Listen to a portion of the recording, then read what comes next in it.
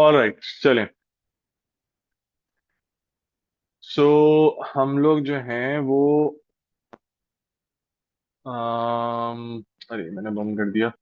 तो I was thinking कि ये कुछ लोगों ने कहा भी था कि वो डीके वाले क्वेश्चंस और वैसे वाले करवा दें, डीके बेस्ड एंड प्रोपोर्शन के ऊपर, और उस पे ना आप लोगों ने वही कहा था ना। इसमें परसेंटेज वगैरह में यूज करनी होती है in the other direction, like for example. तो मेरे पास कुछ क्वेश्चन है, मैंने कहा मैं आपको डायरेक्टली अपने पास से ही कराता हूँ, वैसे क्वेश्चन मैं आपके साथ शेयर भी कर दूंगा। ज्यादा क्वेश्चन इसके जो है वो आईजीसीएसई बेस्ड हैं, कुछ कुछ आ जाते हैं with some logics in 4024 also. Generally ज्यादा जो आते हैं वो बेस्ड ऑन आईजीसीएसई वाले उस पर आते हैं। तो लेट्स टॉक अबाउट क्वेश्चन। अब ये पूरे पूरे क्वेश्चन जब सॉल्व कर रहे होंगे तो इसमें तो हर किस्म का पार्ट आ जाएगा। So let's just go over every part, देख लेते हैं। This is question number 3। कुछ लोगों के पास ये वाली बुक है, वो अपने पास देख सकते हैं ये question. One second, please is open the chat also. Chat open है मेरे पास, अगर आप कुछ लिखना चाहें तो लिख सकते हैं। एक सेकेंड। या okay,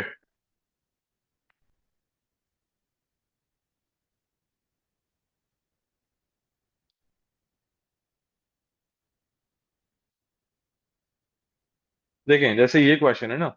it says Alex, Bobby and Chris. ये तो खैर रेशो बेस्ड है, बट इसके आगे चलेंगे तो देखेंगे। Share strawberries in the ratio Alex is to Bobby is to Chris given, and Chris receives 12 strawberries. Calculate the total number of strawberries shared. आप यूनिटरी मेथड से भी कर सकते हैं या वैसे भी सॉल्व कर सकते हैं, उसमें प्रॉब्लम नहीं होता। सो क्रिस का जो रेशियो है that is 2, the number of strawberries received is 12, total of the ratios is 7, number of strawberries हमें नहीं पता, तो हम इन वैल्यूज को क्रॉस मल्टीप्लिकेशन में ले आएंगे।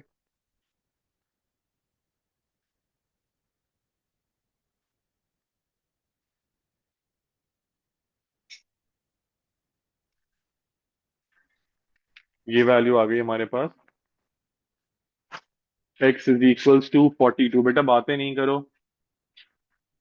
अच्छा, in a sale a shop reduces all prices by $12, by 12%. तो दीना buys a book which has an original price of $6.5. Calculate how much Dina pays for the book. ठीक है।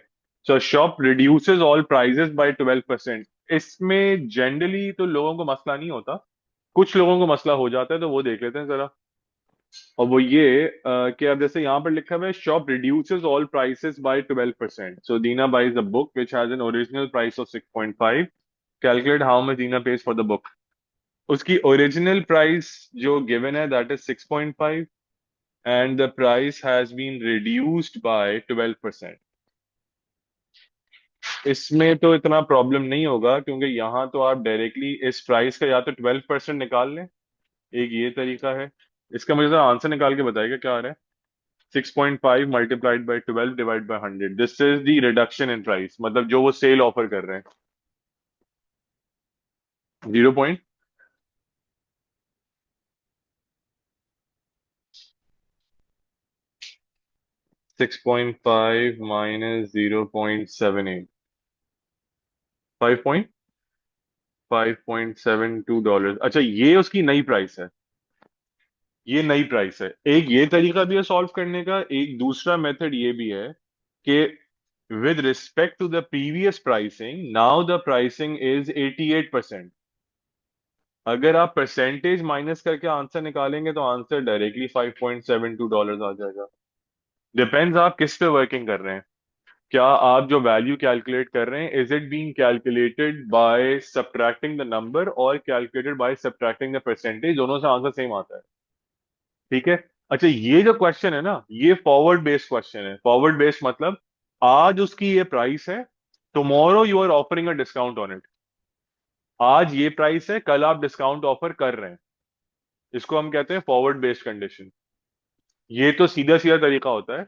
आपने सिंपल वैल्यू को सिर्फ जो परसेंटेज निकालनी है उससे मल्टीप्लाई किया, माइनस कर दिया। This is a forward based condition. Reverse based क्या होती है, वो सेकंड पार्ट में लिखा हुआ है। सेकंड पार्ट में लिखा हुआ है जी, बिल्कुल सही है। सेकंड पार्ट में लिखा है $11 for a toy, calculate the original price of the toy. अब ये $11 है आफ्टर अ डिस्काउंट, ये है reverse based condition. Reverse based condition का मतलब, काफी लोग क्या करते हैं, वो इसका 12% निकालेंगे और इसके अंदर ऐड कर देंगे, गलत। रिवर्स बेस्ड कंडीशन ऐसे नहीं निकलती। अगर किसी प्राइस को वो ऑलरेडी रिड्यूस कर चुके हैं, अब आपको उसकी ओरिजिनल प्राइस निकालनी है, तो आप कैसे निकालेंगे? आप रखें $11 को, इसका फॉर्मूला होता है, फॉर्मूला तो खैर क्या है, it's just a statement. New price upon old price is equal to the new percentage upon the old percentage, जो कि old percentage for reference is always 100। अच्छा, न्यू प्राइस क्या है इस टॉय की? 11। ओल्ड प्राइस क्या थी हमें पता ही नहीं है। New percentage, it's being offered on a discount. मतलब अब उसकी जो न्यू परसेंटेज है, अगर आपको उस टॉय के ऊपर प्रॉफिट हो रहा होता है, तो प्रॉफिट परसेंटेज 100% में ऐड होती है। और अगर आपको उसके ऊपर लॉस हो रहा होता है, तो 100% में से लॉस परसेंटेज आप सब्ट्रैक्ट करते हैं। या आप ये कह लें कि अगर आप डिस्काउंट ऑफर करते हैं, तो वो आप 100% के ऊपर ऑफर करते हैं। जो ये न्यू वाली वैल्यू है ना, ये इसके हिसाब से चलती है। आपको ये देख के काम करना पड़ता है। अगर तो ये नई प्राइसिंग बढ़ चुकी है, तो आप 100% के ऊपर की वैल्यू लिखें। अगर आप डिस्काउंट ऑफर कर रहे हैं, तो फिर आप उसको 100% में से माइनस करें। अब यहां पर आप 12% डिस्काउंट ऑफर कर रहे हैं, तो आपको चाहिए आप न्यू परसेंटेज लिखें 88%। और ओल्ड परसेंटेज तो हमें पहले से पता है 100 है। अब आप इसका आंसर निकालें क्या आ रहा है। इस तरह वैल्यू कैलकुलेट की जाती है। This is how you get the answer. 12.5। आप अब ये तो खैर स्टेटमेंट है, आपको स्टेटमेंट वाइज नहीं काम करना, आप यूनिटरी मेथड ही है, आप चाहें तो वैसे ही कर लें। बट इस बात का ख्याल रखिएगा कि just to give you an idea, again I don't think ये हर एक को ये बताने की जरूरत है, ये तो सबको खुद ही आइडिया होना चाहिए इतना इस बात का। और वो ये है कि आप अगर 100 रुपीज की कोई प्रोडक्ट है, और आप उसके ऊपर जो है वो 12% डिस्काउंट ऑफर करते हैं, तो वो वैल्यू हो जाती है 88 रुपीज। अब कल आपसे किसी ने कहा कि भाई 88 रुपीज है, मैंने उसके ऊपर 12% डिस्काउंट ऑफर किया हुआ है, उसके बाद 88 है।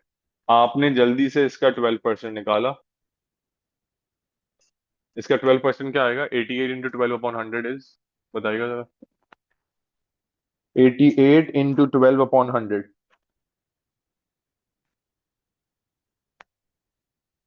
इसका आंसर 88 इंटू 10.56। आपने कहा अच्छा, वो प्रोडक्ट बना रहे 88 प्लस 10.56, तो आप तो कह रहे हैं 98.56, यही गलती है। इसको वापस 100 पे जाना चाहिए था ना। अब वो मसला क्यों आता है? वो मसला इसलिए आता है क्योंकि पहले आपने 100 का 12% निकाला था, अब आप 88 का 12% निकाल के वापस ऐड कर रहे हैं, तो वापस कैसे जाएगा वो? 100 का 12% निकालेंगे तो 12 आएगा। 88 का 12% निकालेंगे तो दूसरी वैल्यू आएगी ना। ये तरीका गलत होता है। रिवर्स जाने के लिए उसी वैल्यू की परसेंटेज नहीं निकाली जाती। रिवर्स जाने के लिए रिवर्स बेस स्टेटमेंट यूज करनी पड़ती है। रिवर्स का मतलब, आज आप एक चीज बेच रहे हैं, कल वो इतने की थी, you are offering a discount.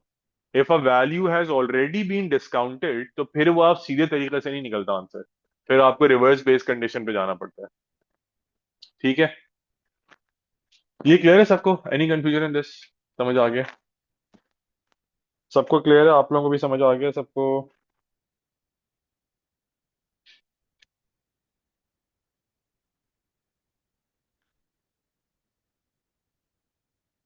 मुझे ये समझ में नहीं आता, चार पांच लोगों का वो ज्वाइन करते ही क्यों लेफ्ट हो जाते हैं। अब रिकॉर्डिंग में देखेंगे अगर वो लोग, तो मैं उनको एड्रेस करना चाह रहा हूँ। मतलब ज्वाइन करते ही लेफ्ट क्या हो जाते हैं, वो क्या सोच के क्लास में आए होते हैं कि यहाँ कोई मूवी लगेगी क्या?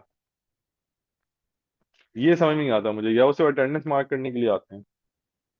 मतलब आप पहले क्वेश्चन के स्टार्ट में लेफ्ट कैसे कर सकते हैं, और ये हर क्लास में वो यही करते हैं। मतलब वो किस उम्मीद से आते हैं और क्या उनकी उम्मीदें शाटर हो जाती हैं, ये समझ में नहीं आ रहा मुझे। ये मैं ऐसा क्या बताता हूँ क्लास के स्टार्ट में कि आज की क्लास में लॉटरी निकलेगी 5 लाख रुपए की,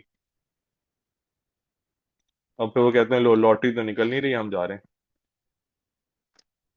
इसका सी पार्ट नहीं, आई थिंक या तो वो कट हो गया है, या maybe it was related to some other topic. कुछ कुछ ऐसे भी होते हैं ना, किसी दूसरे टॉपिक से रिलेट करते हैं। नहीं, ये आप लोगों की इस बुक के अंदर नहीं है, मैं 0580 से करा रहा हूँ। उनके यहाँ डीके वगैरह क्वेश्चन ज्यादा, डीके रेट और उसके ज्यादा बेहतर है, हाँ। ग्रोथ और डीके क्वेश्चन ज्यादा अच्छे हैं, आप लोगों के आते हैं बट इनके जरा एक लेवल अप होते हैं, so it's better to do from these. आपके अगर आएंगे ना तो इससे कम ही आएंगे। अच्छा, इट सेज, मैं वैसे आपको शीट दे दूंगा अगर अलग से आपको ये डीकेस की एक्सपोनेंशियल रेट की चाहिए होगी। It says a radioactive substance decays at an exponential rate of 2% per day. The initial mass is 80 grams. Find the mass at the end of 5 days. Now, the good part about exponential rate and decay rates is कि ये चलता है compound interest के फॉर्मूले से। ऐसा क्यों?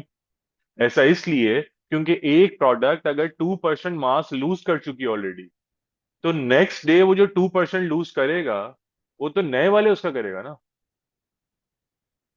समझ आ रही बात? इट्स नॉट लाइक के, हाँ वो एक बात अलग है, कोई आपसे ये कहे कि भाई एक जैसे मैं आपको इसकी एग्जांपल दूं, आप लोगों को पता नहीं केमिस्ट्री कौन कौन पढ़ता है, केमिस्ट्री और फिजिक्स, हाफ लाइफ का कॉन्सेप्ट होता है। हाफ लाइफ, जैसे कार्बन की हाफ लाइफ होती है 1600 ईयर्स। कार्बन की हाफ लाइफ 1600 ईयर्स का मतलब, कार्बन अगर 1 केजी अभी रखा हुआ है तो उसको हाफ केजी होने में 1600 साल लगेंगे। अब इसका ये मतलब नहीं है कि उसके अगले 1600 साल के अंदर वो हाफ केजी खत्म हो जाएगा। नहीं, उसका जो भी आज का वेट होता है, उसको आधा होने में 1600 ईयर्स लगते हैं। तो अभी का वेट अगर 1 केजी है तो उसको हाफ होने में लगेंगे 1600 ईयर्स। फिर हाफ का भी हाफ होने में लगेंगे 1600 years. That's the decay rate. फिर उसका भी हाफ होने में फिर वो, हाँ, इस तरह से। तो वो अगर आप देखें ना टेक्निकली, तो वो ग्राफ खत्म नहीं होता, इट्स एन एक्सपोनेंशियल ग्राफ। क्योंकि you will always have some weight, उसका आधा होगा, फिर you will always have some weight, फिर उसका आधा होगा, फिर उसका आधा होगा।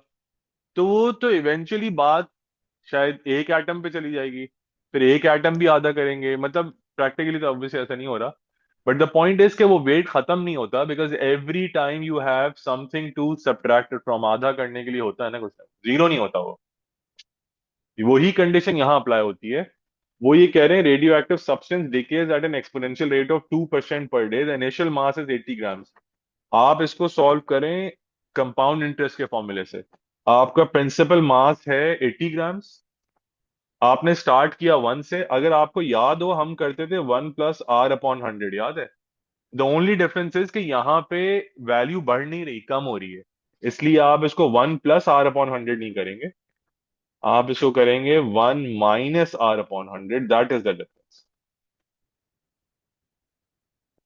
और इसकी पावर हो जाएगी 5, क्योंकि 5 साल की बात हो रही है। उन्होंने आपको रेट तो बता दिया है इसका।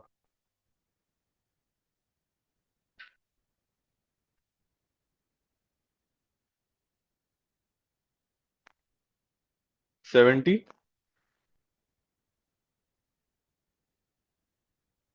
72.3 grams is the mass on. हाँ, ये भी हो सकता है।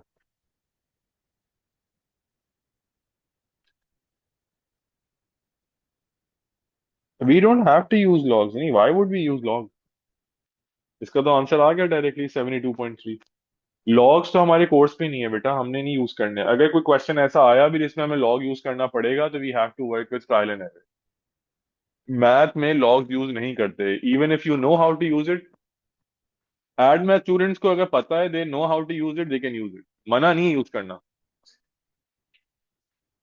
नहीं, नॉन कैलकुलेटर में नहीं आएगा ये। नॉन कैलकुलेटर में अगर ये आया तो फिर बहुत इजी वैल्यू आएगी, मतलब it would be something like power 2 होगी शायद। अब लग तो नहीं रहा, क्योंकि मैंने आपके साथ नॉन कैलकुलेटर पेपर शेयर किए हैं 0580 वाले, वो देखें उसके अंदर भी। बट ये कि अगर एड मैथ वाले लॉग्स यूज करना चाहें तो वो कर सकते हैं, मना नहीं है। लेकिन वो दे आर नॉट एक्सपेक्टिंग, इसमें तो लॉग्स यूज करने की जरूरत ही नहीं है, सेकंड पार्ट में शायद जरूरत पड़ जाए। Find how many more whole days after 5 days it takes for the mass to reduce to less than 67 kg। पहले मैं पूरे 67 के लिए निकालूंगा। ये कंडीशन है, 1 - 2/100 to the power of T, and मुझे इसकी वैल्यू चाहिए less than 67 grams. Now let me tell you how to solve this. मैं लॉग से नहीं रेकमेंड करूंगा। बहरहाल अगर आप लॉग्स यूज करना चाहेंगे तो आप कर सकते हैं logs use, but obviously add math, non add math वालों को लॉग्स का नहीं पता, तो they don't have to use them, they need to work with trial and error. नहीं, वो कह रहे हैं ना mass to reduce to less than 67, तो मैंने लेस देन ही 67 रख दिया ना, so as soon as the value strikes to a less than 67 value तो हम रुक जाएंगे फिर। So it's 1 - 2/100, which is 100 minus 0.02, that makes it 98.8। Check करना है। नहीं, क्या कर दिया मैंने, 0.98 होगी वैल्यू, देखें। और 67/80 कितना होता है? If you use logs they will not deduct your marks. Examiner will never penalize you for having extra information. आपको अगर ज्यादा पता है तो उसके लिए आपको पनिशमेंट थोड़ी मिलेगी। तो अगर आप लॉग्स यूज करना चाहते हैं आप कर लें, कोई मसला नहीं है, बट वो एक्सपेक्ट नहीं कर रहे कि आप लॉग्स यूज करेंगे, बस दैट्स द आइडिया। आप यूज करेंगे तो कर लें। I myself use a lot of add math formulas in my math paper, तो मेरे मार्क्स तो इतने नहीं कटे। 67/80 बताएगा।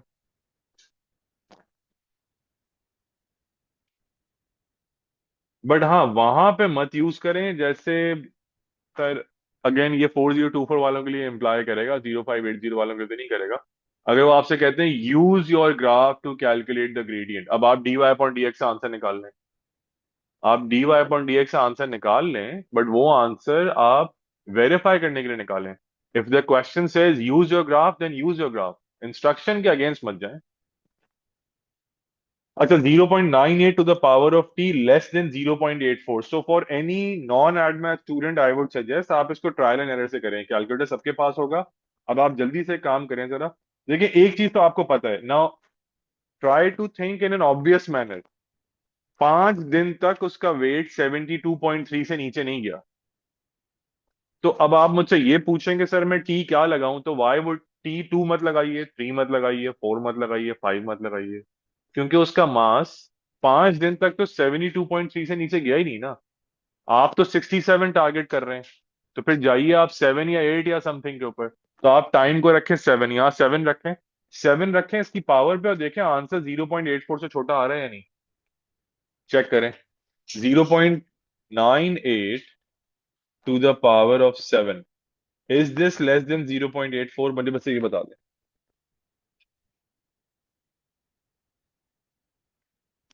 0.0807 है?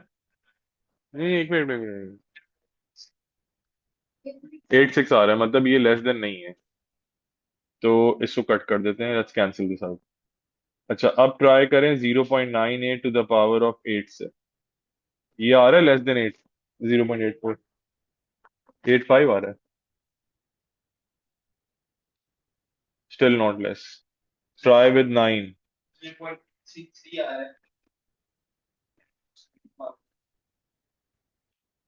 833, तो हो गया ना, हो गया ना। 0.83, देखो तुम बताओ हो गया नहीं हुआ, तो फिर तुम मुझे, नहीं नहीं नहीं नहीं, आप जैसे ही उस वैल्यू से लेस पे आ गए तो बस काम हो गया ना।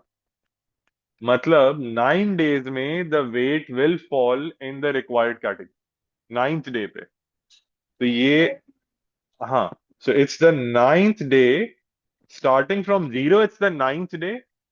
बट वो कह रहे हैं work out how many more whole days after 5 days it takes for the mass to reduce to less than 67।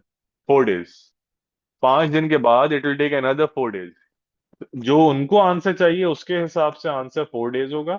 But अगर आप एज अ होल वैल्यू बात करें, वो स्टार्टिंग से बात करते तो हम कहते हैं 9 डेज। ठीक है। होल डे उन्होंने कहा ही इसीलिए है ताकि आप में से कोई लॉग्स वाले कंडीशन में नहीं फंस जाए, क्योंकि आप तो पावर्स डेसिमल में नहीं रखेंगे ना। अदरवाइज अगर कंफ्यूज करना हो तो वो फिर डेसिमल में भी जा सकते हैं, लेकिन तो बहुत मसला हो जाएगा। क्लियर है जी, यहाँ तक समझ आ गया? चलें यहाँ से आगे चलते हैं। कॉपी करना है किसी ने? इस टाइप के भी मैं करवा रहा हूँ, और बहुत सारे क्वेश्चन हैं।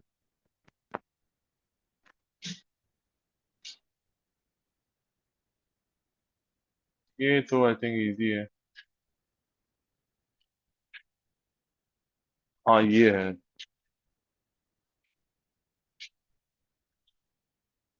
आ, पूरा करने की जरूरत है क्या?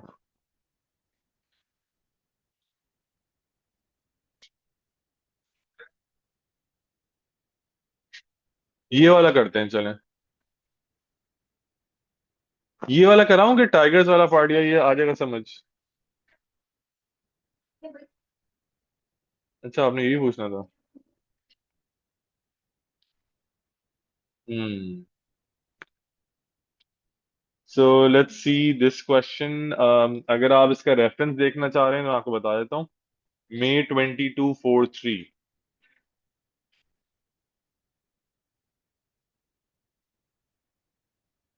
क्वेश्चन नंबर 3 है ये। At the start of June, at the start of June, a hive has a population of 2000 bees.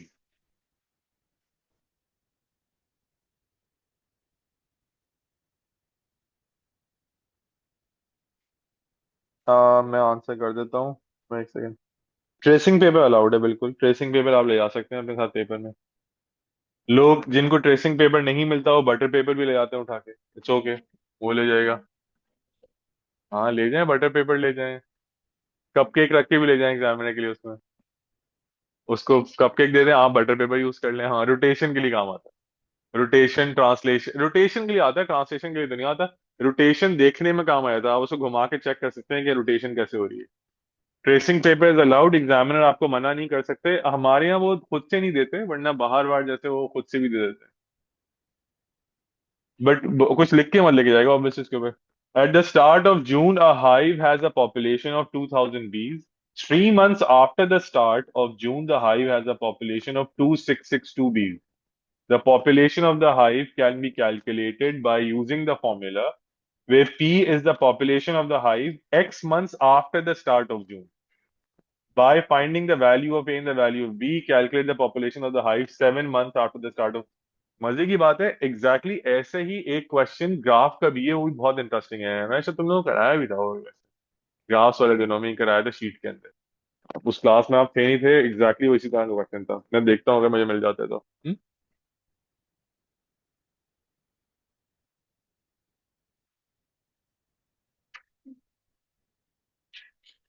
इसका है।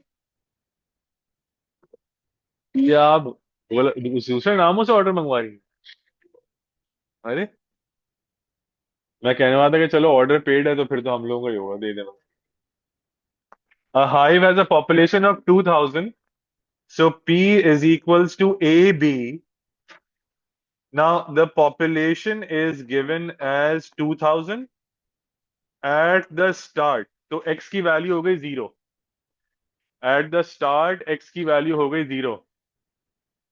वाह भाई।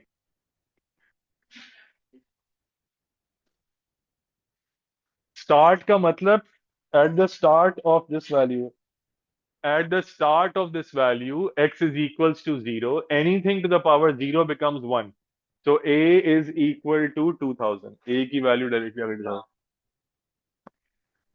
यार देखें, आप लोगों को अक्लमंद के लिए इशारा काफी होता है, लेकिन इन लोगों ने मंगवा ली ना खुद। कॉफी की टी, कॉफी तुम लोगों की सेहत के लिए ऐसी अच्छी नहीं है। नहीं पिया करो coffee, not good for health. यार मैं जो खिलाऊंगा आपको अच्छा नहीं लगेगा। मैं आपको कोई सावरडो ब्रेड खिला दूंगा, करेले का पानी पिला दूंगा, तो आप क्या? हाँ, ये बात तो सही है, वैसे ट्रीट तो होनी चाहिए, बस कर लेंगे। मैं तो, या आई डिड। आपका मैं देता हूँ थोड़ी देर में, मैंने यही रखवा दी तेरे प्रॉब्लम। हाँ, वो तो लग रहा है कंफर्म इसका तो। अच्छा भाई, अब ये देखें जरा। तो दिस इज 2662 दूसरी वैल्यू के लिए, और यहाँ पर लिखा हुआ है AB।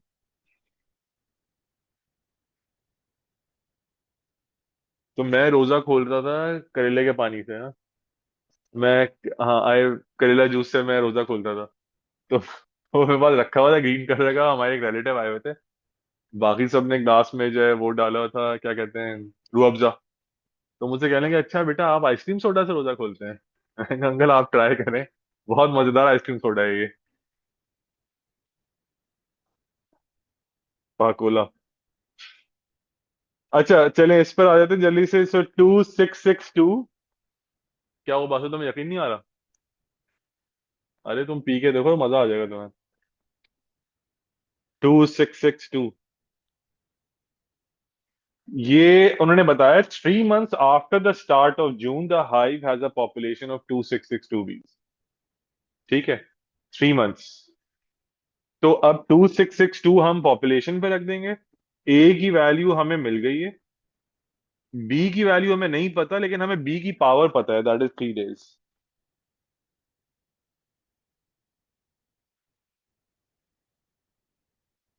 अफरा, योर ग्रुप ऑर्डर्ड कॉफी। अफरा को परेशानी हो रही है, हु ऑर्डर्ड कॉफी, हाँ। अच्छा, लो भाई, हाँ, जबरदस्त। एक एक्स्ट्रा है मतलब। अच्छा जी, ये वैल्यू देख लें, 262 डिवाइडेड बाय 2000। अब ये तो निकाल सकते हैं इजीली, बी की वैल्यू बताएं क्या आ रही है।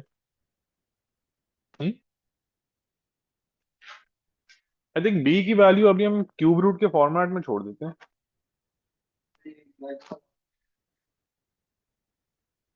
हम्म।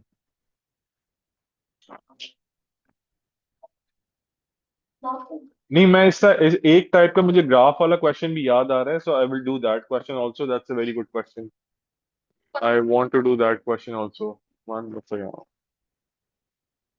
बी की वैल्यू आ रही है 1.1। ओके, सिर्फ बी इज 1.1। अब वो कह रहे हैं by finding the value, exactly 1.1 है या राउंड हुई है? अच्छा ठीक है, फिर सही है। अब वो कह रहे हैं by finding the value of A and the value of B calculate the population of the hive 7 months after the start of June. So the population 2000 and then 1.1 to the power of 7, ये बताएगा क्या value आ रही है।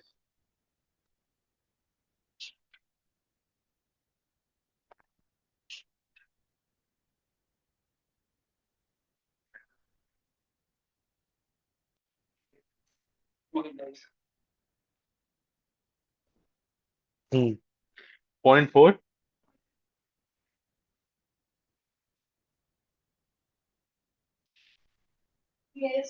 Correct to the nearest integer, so it will be 3897।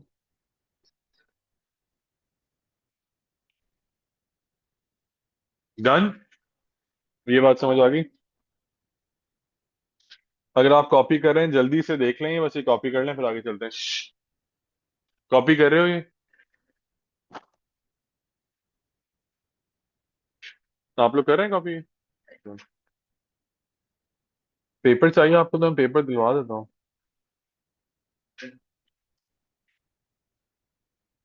हाँ, paper मिल जाएगा, paper. अच्छा चलें, क्विकली जरा ये क्वेश्चन विदाउट एनी डिस्कशन, भाई खामोश जाओ जरा। ये ट्राई करें जरा प्लीज जल्दी से। Try this question please, quickly, and just give me 1 minute।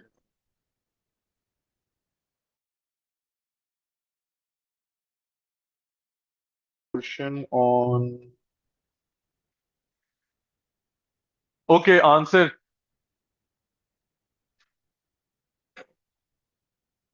So Xavier buys a car for $2,500. The value of the car decreases exponentially at a rate of 10% each year. Calculate the value of Xavier's car at the end of 5 years. Give your answer correct to the nearest dollar. So अगर मैं वैसे value बताना चाहूँ उसकी तो value हो जाएगी 2500, 1 minus,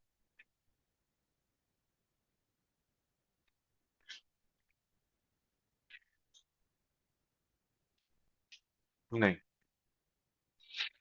क्योंकि 5 years में it's a depreciation of 10% every year, 10% of the price of that year.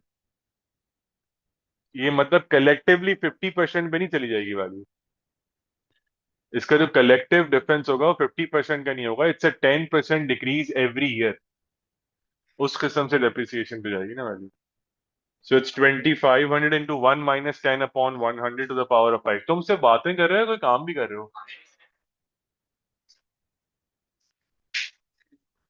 तो कर लीजिए, आंसर बताओ ना। इसी से भी कर लो, सॉल्व सॉल्व तो करो। 1476 ही आ रहा है सबका। So 1476. Then it says the number of a certain type of bacteria increases at a rate of R% each day. After 22 days, the number of bacteria has doubled. Find the value of R. जी मूसा, तुमने try किया ये वाला question? ये वाला question try किया? तो बेटा ये वाला भी ट्राई करो ना। तुम लोग मोबाइल्स वगैरह अपने जरा अंदर रखो। कैलकुलेटर भी इस पे यूज कर रहे हो, तो कैलकुलेटर कहाँ है?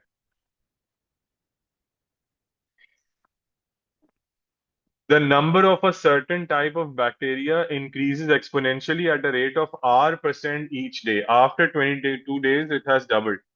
आप इसको ये करें, प्रिंसिपल P होता है ना, so just consider it as P। हमें तो वैल्यू पता नहीं है, तो हम करेंगे 1 + R/100।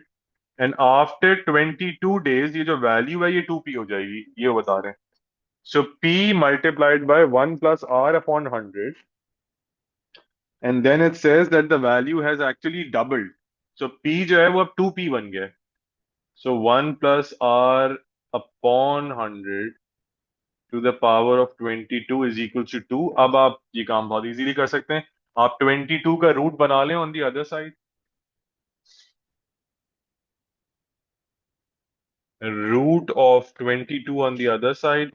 अगर मैं आपको इसको एज अ सिंगल स्टेटमेंट में लिख के बता दूं, तो it becomes root of 22 - 1, and then multiplied by 100।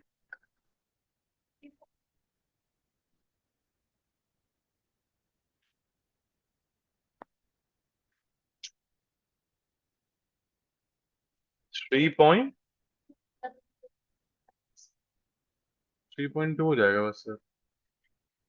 तो 3.2% will be the answer, because 3.2008 तो फिर हाँ हो जाएगा। So 3.2% is the answer. Clear है यहाँ तक सबको, या सही है? अगर इसके बाद कोई नंबर होता तो I would have take considered that number, but 3.2 के बाद कोई नंबर नहीं है, सो उसकी भी कंसिडरेशन। क्लियर है यहाँ तक? समझ आ गया? जल्दी से कॉपी करें प्लीज, फिर आगे चलते हैं। पेपर दे दूं ऐसा? हो जाएगा इसका काम।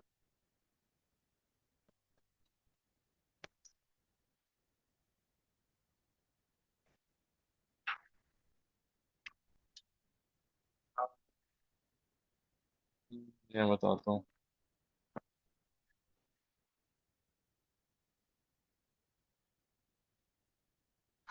कल नहीं है कोई क्लास? इको की क्लास कितने बजे होती है, इको आप लोगों की?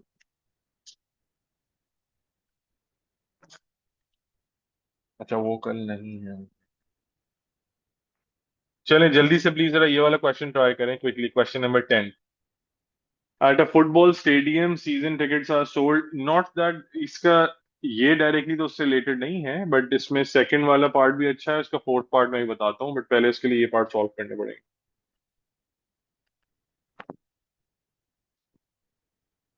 जी अब्दुल्ला भी ट्राई करते हैं।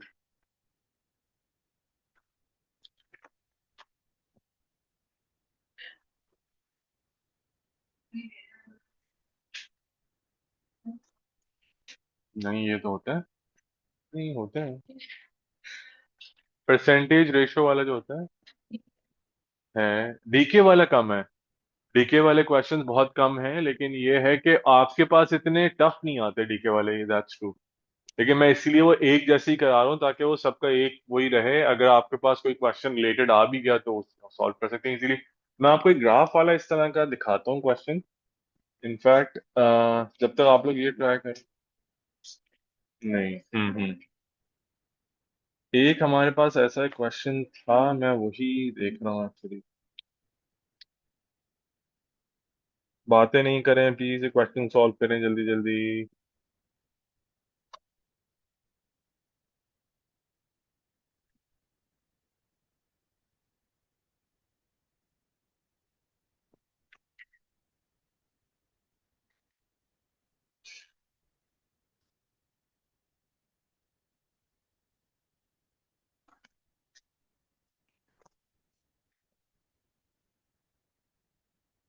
एक उससे रिलेट करता हुआ क्वेश्चन है।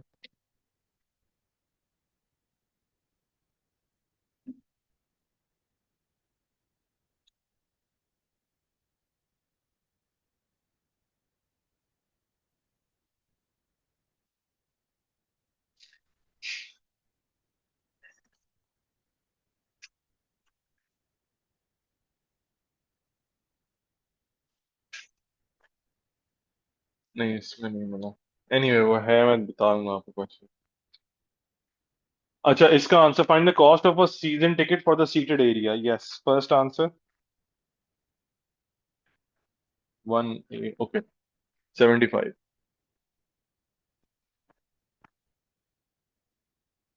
सो सीटेड इज टू स्टैंडिंग।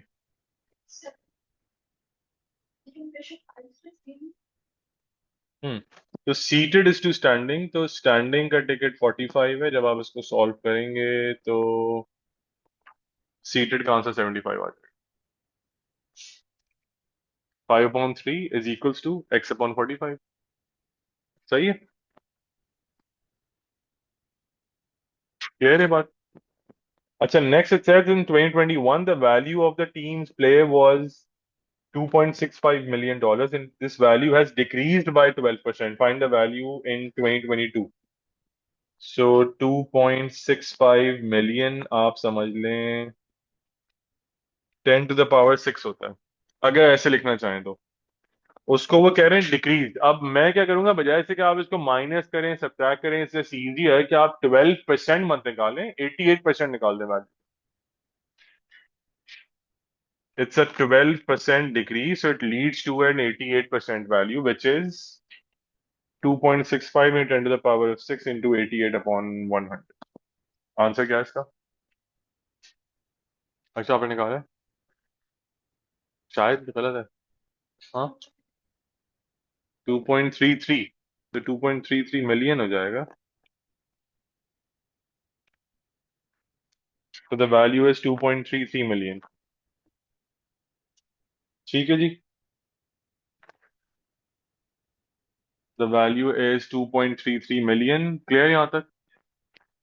अच्छा, बेसिकली ये वाले दो पार्ट्स इससे कनेक्टेड हैं, ये हमने देखने हैं। हाँ, अच्छा, आपने तो वहां पे जाना है। ठीक है, सही है। Okay, so for this part it says the number of people at a football match is 1455. This is 6.25% of the total number of people allowed in the stadium. Find the total number of people allowed in the stadium. So the average attendance increase exponentially by 4% each year. Okay, वो तो बाद में। चलिए ये वाला part जरा solve करें।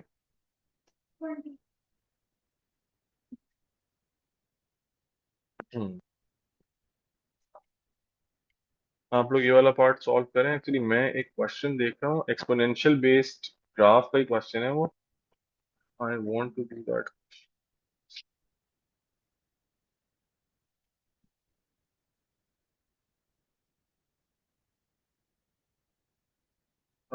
Graph से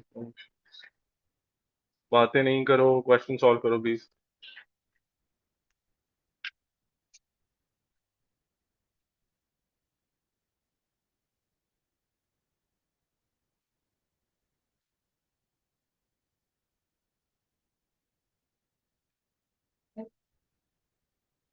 ओके गॉट इट। भाई तुम काम क्यों नहीं कर रहे? क्या किया है? आंसर बताओ इसका। आप कर रहे हो? पेपर तुम्हारा है 8 दिन 9 दिन में, या मेरा पेपर है भाई? कंफर्म कर लो।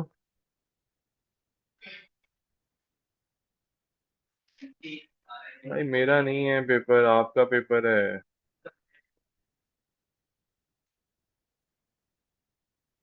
नहीं, पेपर की फिक्र करें आप लोग।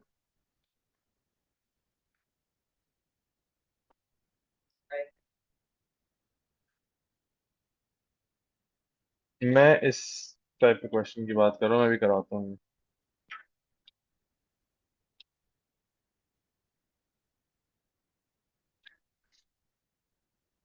और चलें, पहले ये देखें जल्दी से, फिर उस क्वेश्चन को देखते हैं।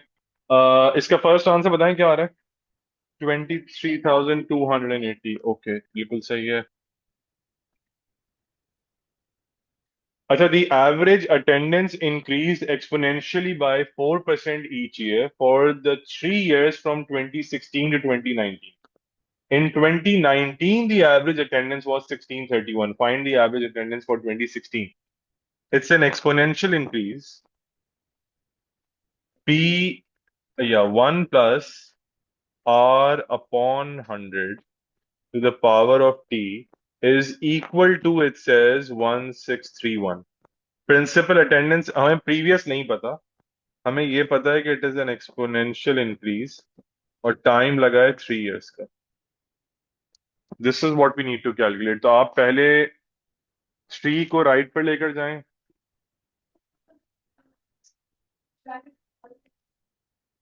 हाँ ये भी है, ब्रैकेट पूरा सॉल्व करके राइट पे ले जाएं, 1631 डिवाइड बाय दैट वैल्यू कर दें, पी आ जाएगा, करेक्ट।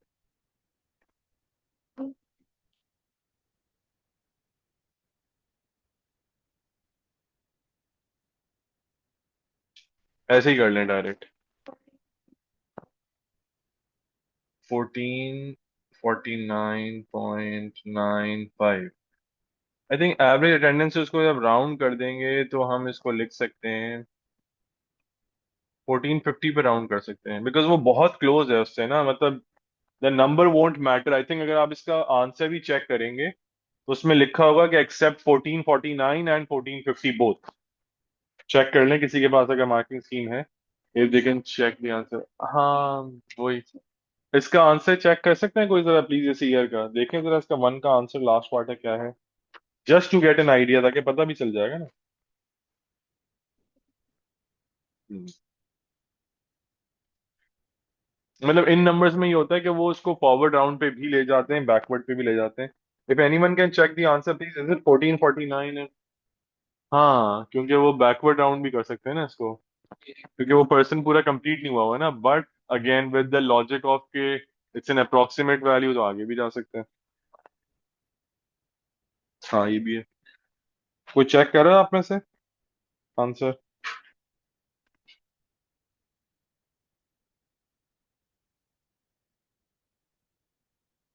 या व्हाट्स द आंसर?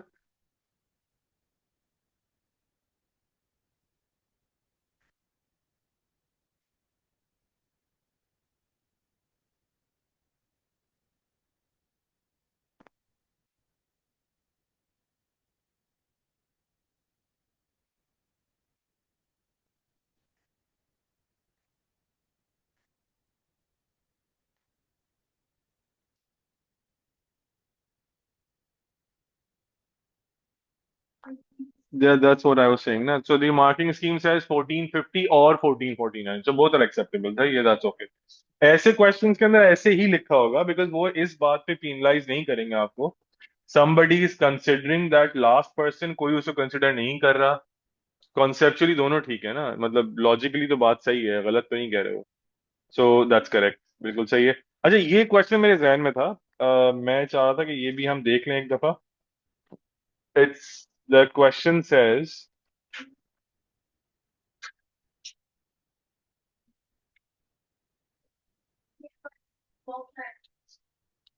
मैं, हाँ तो अच्छा, तो मैं उसके हिसाब से एक्चुअली चाहता कि देखें ये सॉर्ट ऑफ एक्सपोनेंशियल है। मतलब आप कह सकते हैं कि भाई ये तो 4024 का ही है क्वेश्चन, और मैं इसको छोटा कर रहा हूँ थोड़ा सा ताकि नजर आ जाए सबको. It says the graph shows a sketch of, I will write the equation. The graph shows the sketch of y is equals to 5 a to the power of x. इसके जो ये कोऑर्डिनेट्स हैं ये हैं 4, b. These coordinates are 2, 45. It says find the value of a and b. So if they're asking for the value of a and b, ए और B की value के लिए जो इन्फॉर्मेशन गिवन है मैं उसके हिसाब से वर्किंग कर लेता हूँ. एक पूरा कोऑर्डिनेट गिवन है which is 2, 45. So I will put that coordinate in the equation, making it 5 a to the power of 2. 45 divided by 5. मैं सिर्फ चाह रहा था कि आप जरा एक एक्सपोनेंशियल ग्राफ का क्वेश्चन देख लें. ये हमने किया हुआ है क्लास में, but just wanted to give you a refresher according to कि एक्सपोनेंशियल कैसे. वो, हाँ, वो गिवन था ना पहले से. तो आपके पास वैल्यू आ गई इसकी +-3 आ रही है वैसे वैल्यू. बट हम +-3 पे नहीं जाएंगे हमें, क्योंकि पॉजिटिव स्केचिंग के ऊपर ग्राफ जा रहा है. So I would go with a is equals to 3 because ये ग्राफ राइट साइड पे अलाइंड है ना. ये P1 का हो सकता है, ये आ सकता है P1 में, हाँ ये आ सकता है. ये P1 में हो सकता है बिल्कुल. अच्छा, नेक्स्ट इसमें they are saying 4, b. So y is equal to 5 a to the power of x. अब 4, b का मतलब 5 a की जगह आ जाएगा 3 और पावर में आ जाएगा 2.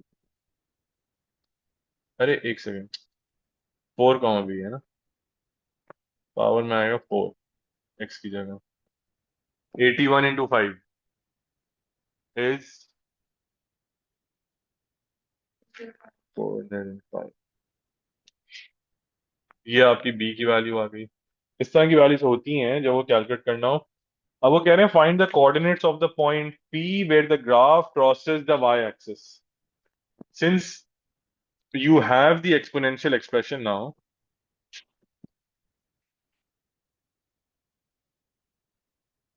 it's y is equals to 5a to the power of x. हमारे पास a की वैल्यू ऑलरेडी आ चुकी है. वो कह रहे हैं find the coordinate of p.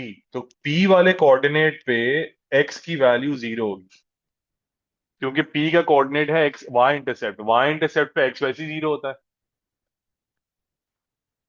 तो y की वैल्यू आ गई 5. तो उन्होंने जो आपसे कोऑर्डिनेट पूछा हुआ है ये हो जाएगा 0, 5. अच्छा, फिर कह रहे हैं find the gradient of the straight line joining the points P and 2, 45. अगर मैं एक स्ट्रेट लाइन बना दूं joining the points P and this point, वो ये कह रहे हैं कि अगर इस स्ट्रेट लाइन का ग्रेडियंट क्या होगा. आप इसके कोऑर्डिनेट्स यूज कर लीजिए. आपके पास एक कोऑर्डिनेट है 0, 5, दूसरा है 2, 45. उसको जल्दी से जरा कैलकुलेट करें, फिर इससे आगे.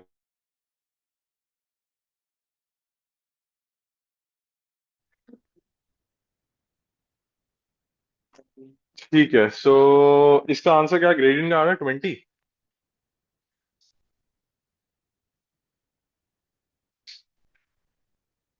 सो ग्रेडियंट की वैल्यू आ गई 20. ठीक है.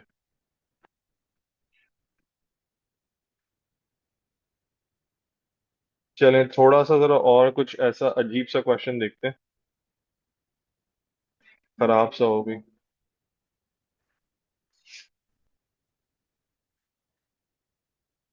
हम्म. खराब तो खैर ये भी नहीं है, बट चलें जल्दी से ट्राई करें.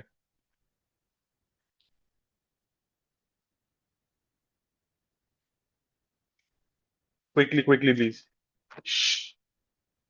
जल्दी जल्दी.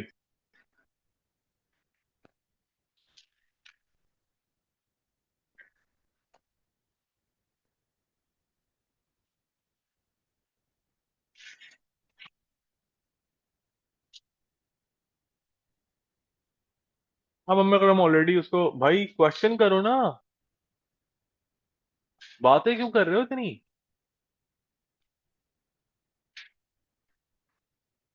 हम ऑलरेडी इतने घंटे करते रहे रोज उस क्लास, अब इसके बाद क्या वर्कशॉप करें. नहीं. हम्म. देखिए मुझे ये होता है, मैं अगर कोई वर्कशॉप हो सकता है, maybe I don't know, शायद नेक्स्ट ईयर रख लूँ, कभी कर लूँ। वर्कशॉप का आइडिया मेरा ये होता है कि कम से कम 2-3 वीक्स की हो, या एटलीस्ट 2 वीक्स की तो हो। मैथ आप 2 दिन में 3 दिन में क्या बताएंगे? कुछ भी तो नहीं बता सकते। It's different for theoretical subject, maybe you can tell someone how to attempt the paper. Math में what am I suppose to tell them? मतलब जब तक मैं रोज एक टॉपिक रिवाइज नहीं कराऊंगा तो इट वोंट मेक सेंस। अगर मैंने खाली एक पेपर सॉल्व कराना है तो वो तो कोई खुद भी कर सकता है। हाँ, मैं कुछ आपको ये कह सकता हूँ कि भाई इस टाइप के 10-15 क्वेश्चंस डिफरेंट डिफरेंट टाइप के आपने कर लिए। बट वो फिर एक दिन में नहीं कर सकते ना, उसके लिए फिर टाइम चाहिए। तो वो मैं वही कह रहा हूँ कि या तो 8-10 डेज वाली हो, बट आई वुड रादर कि भाई आप लोगों को टाइम सबको मिल जाए, वो ज्यादा बेहतर है बनस्बत कि अब हम जो है वो किसी को, हाँ, आउटसाइडर्स को बुलाएं, फिर उनके मैथ की स्किल्स देखें। अब उसमें से कोई अगर लेट से बैठ गया, उस वो कह रहा है एक्सपोनेंशियल का मतलब क्या होता है। फॉर एग्जाम्पल, इफ कोई ऐसा स्टूडेंट आके बैठ जाए, आई हैव सीन स्टूडेंट जो आके बैठ गया, वो बोले कंपाउंड इंटरेस्ट का फॉर्मूला क्या है। अब अगर कोई ऐसा आदमी बैठ जाए 3 दिन की वर्कशॉप में, तो वो तो घंटा तो वही निकाल देगा कंपाउंड इंटरेस्ट समझने में। अब आप उसको ये भी नहीं कह सकते कि बेटा ये तो आपको पढ़ के आना है। ऑल्दो आप कह सकते हैं, क्योंकि वो इट गोज फास्ट, उसमें आप इतना समझाते नहीं है, बट आई थिंक फिर वो 9 बड़े टॉपिक्स है ना, तो they should be divided at least in 9 days, so you should have 9 classes, इतना होना चाहिए। Mhm. Makes decreases exponentially at the profit was 9,500, so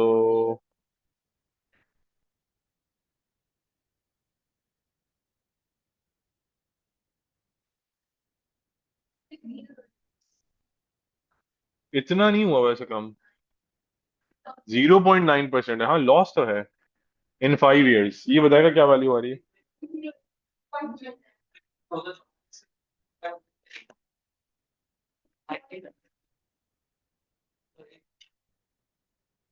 तो हो सकता है प्रॉफिट है ना सारा सब निकाल के, तो यार बहुत उन्होंने पैसा कमाया हो, बट प्रॉफिट ये बचाओ, बाकी सब उन्होंने वापस दे दिया एम्प्लॉयज को। अच्छा ये बताओ, इसका आंसर क्या आ रहा है?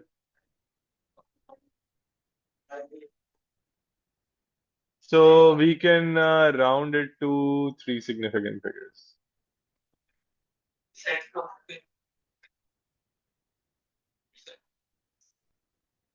जी डन।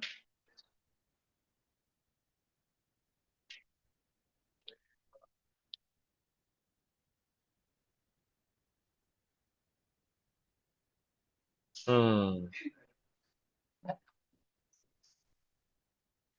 हम्म। उसके भी क्वेश्चंस आपको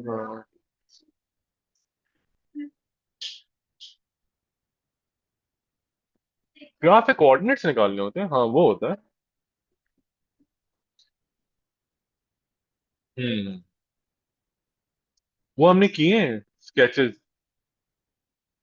अच्छा वो, हाँ वो मैं कर लूंगा, क्योंकि वो हम जब स्केचेस कर रहे थे तब हमने किए थे ना। But we'll do this again, मसला नहीं। अच्छा ये ट्राई करें please.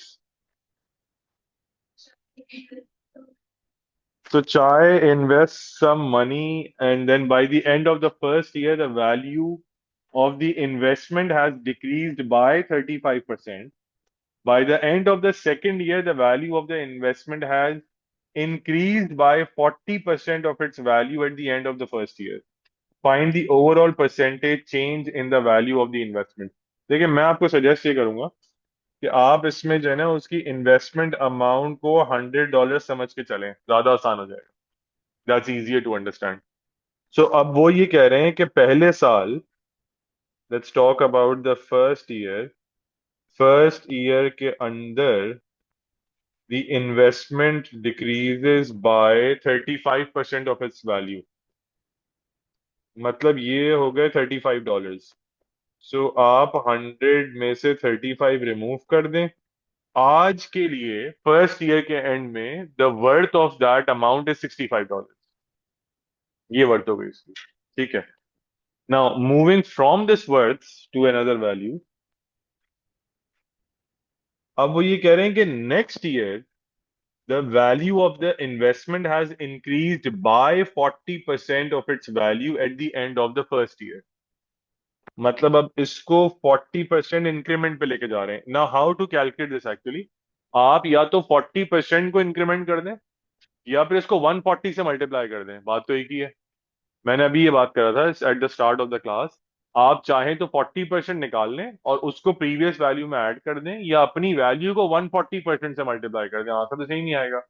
You have a choice, either add the value to 100%, या तो एडिशन परसेंटेज में कर दें या फिर एडिशन नंबर में कर दें, किसी एक में काम करें। तो मैं काम करता हूं यहाँ अपनी आसानी के लिए, मैं इसको 140% से मल्टीप्लाई करता हूँ। आप इसको मल्टीप्लाई करते हैं, आंसर बताएं क्या है।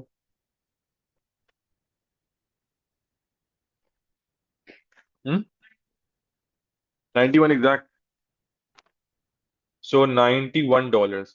अब वो कह रहे हैं, सो अब ये वैल्यू, अब पहले वो गिरी 65 के ऊपर, फिर वो वापस बढ़ के चली गई 40 से ऊपर, परसेंटेज वैल्यू से। मतलब अब 2 साल के बाद the investment is standing at $91। ठीक है। Find the overall percentage change in the value of the investment. तो जो चेंज इन इन्वेस्टमेंट आ रहा है वो 9% का आ रहा है। सही है। तो मैंने $100 लेके अपनी आसानी के लिए काम किया, जब वो आपको नंबर्स प्रोवाइड नहीं करें। In a lot of cases we take it as X also, वो भी कर सकते हैं। बट एक्स करेंगे फिर वो एक्स के साथ डेसिमल लगा रहेगा, वो बार बार कंफ्यूज करेगा। ज्यादा बेहतर ये कि आप $100 कंसिडर करें, 100 करें, 1000 करें, कुछ भी। उससे आपको आइडिया हो जाएगा भाई, एक वैल्यू पहले डिक्रीज कर लें फिर इंक्रीज कर लें। 100 क्योंकि वैसे भी हमारे लिए एक वो रेगुलर एक मार्कर होता है। तो इट्स इजी है ना, जो भी फाइनल आंसर आएगा वो 100 से जितना दूर होगा वो आपका चेंज है। सिंपल। समझ आ गई बात, यहां तक क्लियर है। नहीं, वो सिर्फ चेंज कह रहे हैं, दे नॉट सेइंग इंक्रीज और डिक्रीज, बस फर्क कितना पड़ा है, 9% का फर्क पड़ गया है। अगर वो ये कहते थे डिक्रीज इन इन्वेस्टमेंट तो देन हम लिख देते 9। वो कहते हैं इंक्रीज तो फिर उसके हिसाब से, बट अभी वो सिर्फ चेंज कह रहे हैं, चेंज सिर्फ 9 का है। ठीक है। अच्छा, इससे एक वैल्यू और आगे चलते हैं, एक एक्सपोनेंशियल क्वेश्चन और करते हैं, अगर मिल जाए तो।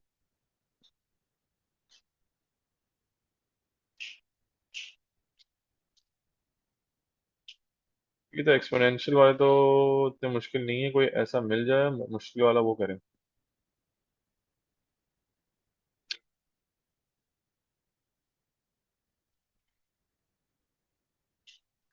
बस इसके होते वैसे इसी टाइप के ही हैं, और तो डिफरेंट तो नहीं होते। नहीं नहीं, एक सेकंड, एक दो तो और कर लेना जरा। हाँ। नहीं, मैं चाह रहा हूँ कोई मिल तो रहे हैं बहुत सारे, मतलब कोई ऐसा मिले कि जो मजा भी आए ना सॉल्व करके। हाँ, ये अच्छा है।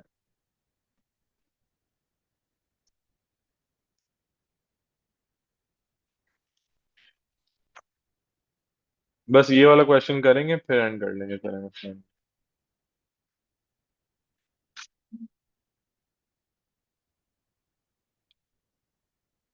Quickly quickly please. Try this question quickly.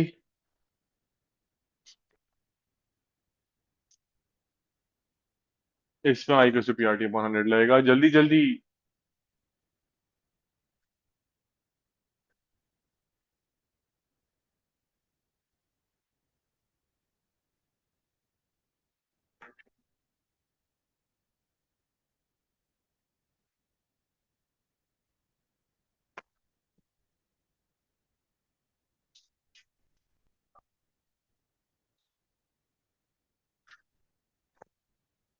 591.8।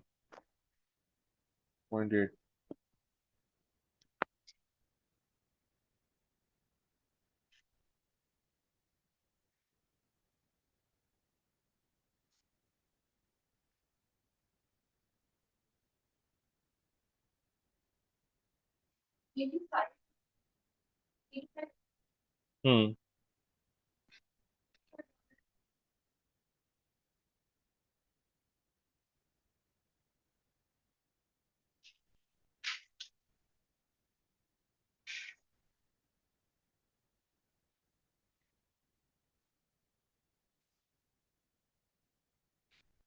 So the first value is $85. That's correct. It's I is equals to PRT upon 100.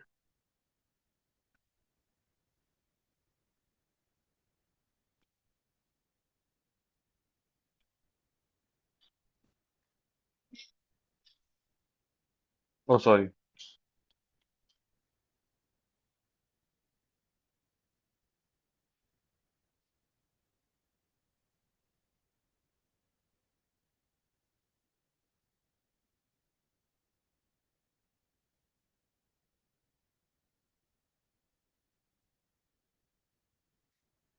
जी बताइए क्या वैल्यू आ रही है।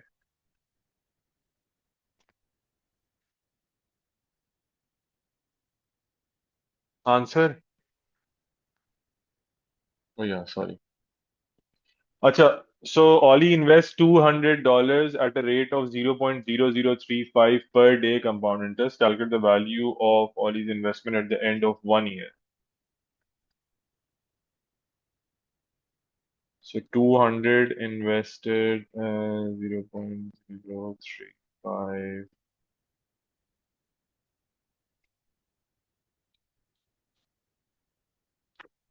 अब वो पर डे पे चलेगा ना, वो तो फिर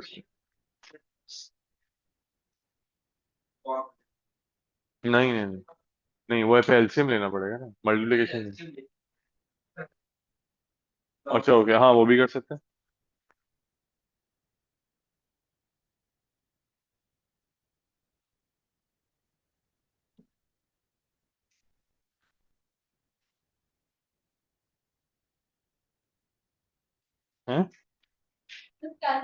455.5 कैसे हो गई वैल्यू? डिवाइड बाय 100 नहीं किया उसको?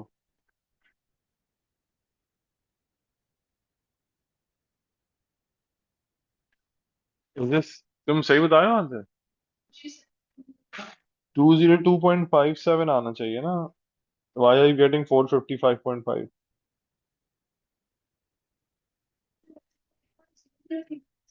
हाँ वही मैं कह रहा हूँ, तो फिर डिवाइड बाय 100 होगा तो और शॉर्ट हो जाएगा।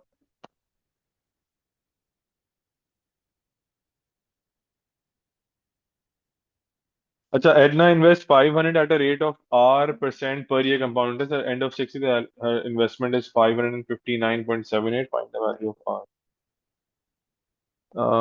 मुझे पार्ट C2 का आंसर बताएं जरा, एक दो लोग एक ने लिखा है 455। आई एम जस्ट कंफ्यूज कि वो क्यों लिखा हुआ है ऐसे। So after 6 years, the investment is worth 559.78. It is 501 plus R upon 100 to the power of 6.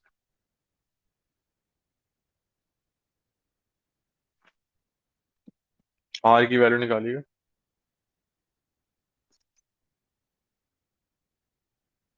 सो आप पहले 500 को मूव करेंगे नीचे, फिर उस पर रूट ऑफ 6 लगाएंगे, इस तरह से करना पड़ेगा। जी मूसा आंसर। बेटा तुम्हारा मूड नहीं है आज काम करने का।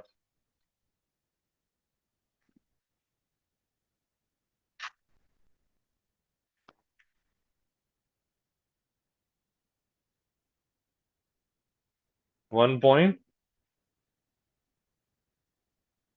ठीक है।